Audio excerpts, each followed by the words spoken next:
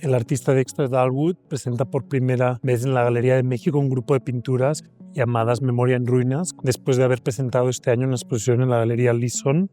de Londres y después de haber presentado una exposición importante del artista histórico mexicano José María Velasco en la National Gallery de Londres y en Minneapolis, en el Instituto de Arte. Este grupo de piezas que tienen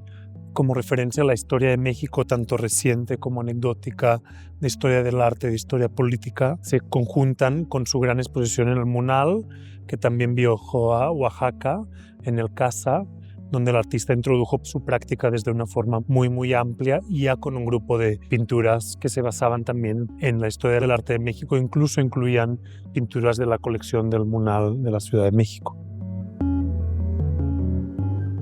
This exhibition is called Memoria in Ruinas. These are all works which are based on Mexican themes, and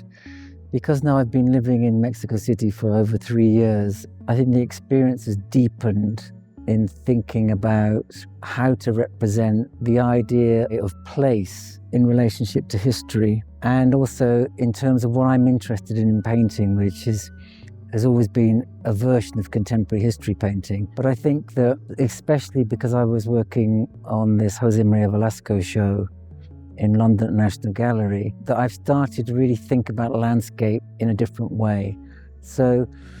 the painting behind me, it really began as an idea of how to make a painting about an historical idea of landscape, which doesn't necessarily look like a traditional foreground, middle ground, background landscape. And it was with thinking of the idea of a description, which is based on the Bernard Diaz's book, The Conquest of New Spain, which he was one of the people who came with Cortez and then wrote an account of them arriving and going across Mexico to eventually defeat Montezuma and the Mexica in 1520. So the painting is called Inventory of a Landscape because it's the idea of listing all these objects which came with that historical moment. You can go back to things like the naturalist Alexander van Humboldt, who did this incredible drawings of the landscape but just made notes within the terrain. And then the thing which I often do is trying to think about moments or characters within history or time.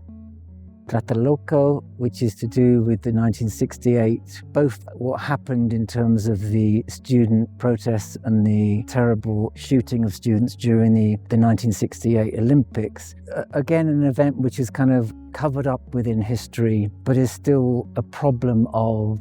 how to think about and how to place it in terms of historical content, and also the idea of what kind of art can commemorate that kind of moment. So Tlatelolco is about,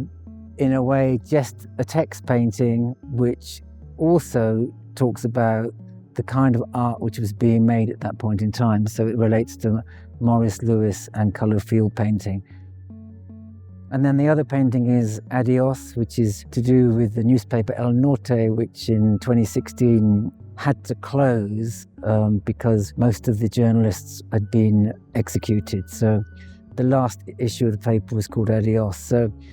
in that painting, in a way, again, it was rethinking of those political moment paintings and thinking back to a Picasso painting was to do with the French resistance, a dark moment in history. So there's a kind of somber mood to it. But I think there's formally in terms of painting, for me, it's this idea of how to use text, numbers,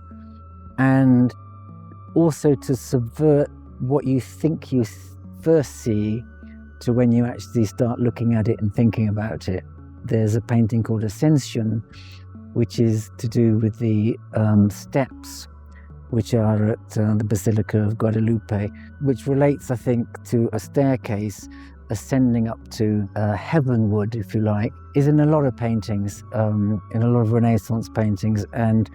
also it marks the route where Juan Diego was meant to have had this apparition by the Virgin Mary, and then you can walk this route, which again is an historical thing, but it's also a thing which is based on faith.